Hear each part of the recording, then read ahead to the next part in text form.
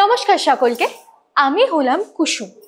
আর আপনারা তো জানেনই যে বিয়ের শুটিংয়ে আমার পাশে রাতুল সাহেবের জায়গায় বসেছিলেন ছোট সাহেব। এবার সেই অ্যাডভার্টিজমেন্ট নমিনেট হয়েছে একটা অ্যাওয়ার্ড সেরেমনির জন্য, কিন্তু দেবীমা বলেছেন যে সেও ওই অ্যাওয়ার্ড সেরেমনিটা দেখবে। দেবীমা যদি দেখে ফেলেন তাহলে আমাকে দেবীমা বাড়ি থেকে বের করে দেবেন না তো?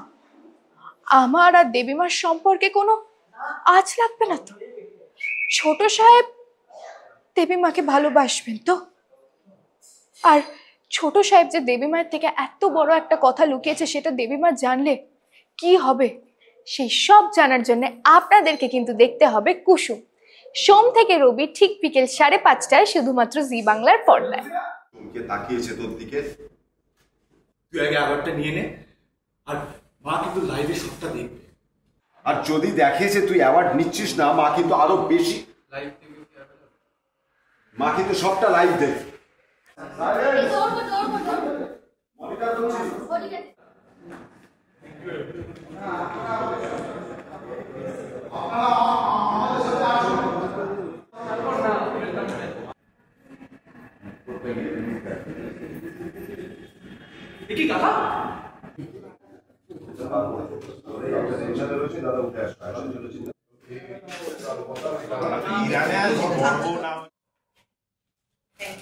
ম্যাডাম, আজ আপনি আমাদের চিফ গেস্ট, এটা অ্যানাউন্স করে দেবো না?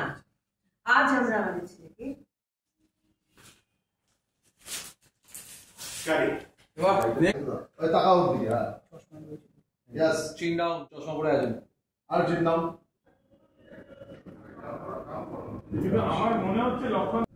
চোখটা একটু ফেভারে দাদা।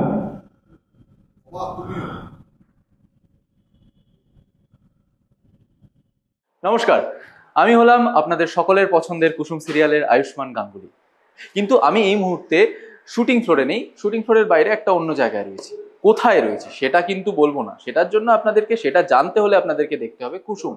হ্যাঁ, কিন্তু আমি কেন রয়েছি শুটিংয়ের জন্য অবশ্যই, কিন্তু শুটিংয়ে সেখানে এখানে মানে এই জায়গাটায় কি শ্যুট চলছে, কিসের সিকোয়েন্সের শ্যুট চলছে, একটা টুইস্ট রয়েছে। এমনিতেই আপনারা দেখতে পাচ্ছেন এই মুহূর্তে যে আয়ুষ ভীষণ বিভ্রান্ত হয়ে রয়েছে, যে ও মাকে সত্যিটা বলতে পারেনি, মাকে সত্যি না বলে এত বড় একটা কাজ করেছে, অ্যাড শ্যুট করেছে, এবং সেই অ্যাড শ্যুটের জন্য সে অ্যাওয়ার্ড পেতে চলেছে, এবং তখনও মা জানে না সত্যিটা। এই নিয়ে ও ভীষণ বিভ্রান্ত, এবং এই যে ওর বিভ্রান্তি, ভিতরে ভিতরে দ্বন্দ্ব সেটা চলছে, সেটা আদৌ কাটবে কি না, এবং এই যে এত সাসপেন্স, এত রহস্য, এত কিছু অডিয়েন্সের কাছে তুলে ধরা হচ্ছে, সেই রহস্যের সমাধান হবে কি না, এই সমস্ত কিছু জানতে হলে আপনাদের চোখ রাখতে হবে প্রত্যেক দিন বিকেল 5:30টায় কুসুম সিরিয়ালে, শুধুমাত্র জি বাংলায়। বাড়ি চলো।